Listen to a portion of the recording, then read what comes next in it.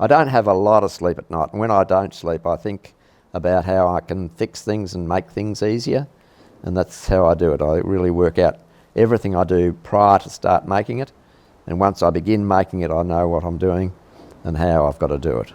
I don't start something without knowing how I'm going to finish it.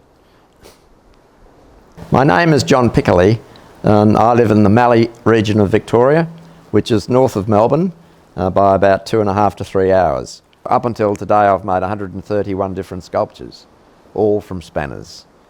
When I was going to school I loved art and sculpture, and so it was always in the back of my mind that I'd love to do that. But once I left school and became a farmer there was no chance of being a sculptor or an artist. It was just a matter of farming.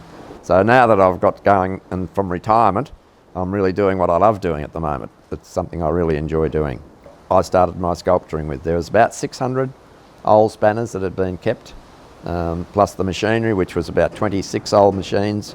They were all still here on the farm. So I started a collection of machinery, and also the spanners were the catalyst for me doing the sculpting. The most number of spanners I've used in one sculpture is about 7,000. So they do consume quite a lot of spanners, and I've bought 118,000 spanners up until today. Something might stimulate me. I watch a little bit of telly from time to time and just seeing images in papers or whatever else I might have come across. But once I've seen that image, and if I like it enough, I can indelibly etch that sort of image and develop it in my brain. And so then I go from that picture in my brain to making the sculpture in reality. And I plan everything in my head.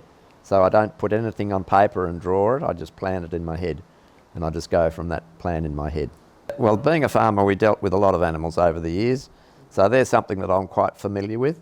So I don't necessarily need a book or a picture of animals, be it horses or cattle or whatever it might be. I can do that without having to look at those pictures because I'm very familiar with them anyway.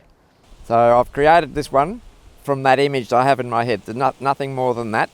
I just imagined this bull and made it.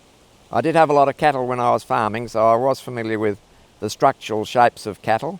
So I used that image in my head and just made this one. Took me about 3 months to make. About 1,800 spanners, and he's in a pose where he's threatening to charge. So that was the attitude I was trying to achieve, and I think that's come to be. So I was quite happy with him. I made him about 7 years ago. So one of my earlier bigger ones. This is my Fabergé egg. I constructed that over a period of about 6 months, and I just thought I'd make something that was reminiscent of, if you're familiar with what Fabergé, a Russian sculptor, used to make with the precious stones and metals. And so I could never afford to buy a Fabergé egg, but I thought I'd make my own. So this is a love seat, so it's a 2-seater. Took me 6 months to build, about 4,500 spanners.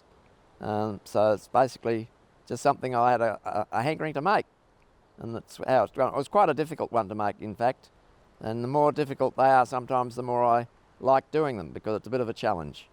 I'm always doing that. I'm never stopping, get to a point where I say, well, that's it, I can't do any better than that. I'm always at a point where I'm thinking, well, there's so much more I could probably do. All I've got to do is think a little bit harder and work on it a little bit more, and so I'm always coming up with something different.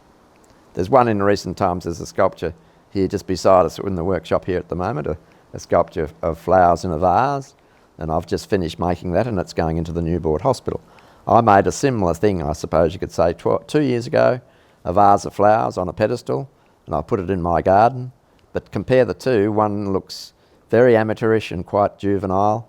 The one that I've just finished is much more sophisticated and professional. So when I did the first one, I thought it was reasonably good, quite okay. But now comparing it to what I've just achieved in the last one that I've made, it's so different. And that's what I feel. I'm always getting better at what I'm doing, and I don't think that'll stop. I'll always find a better way of doing something.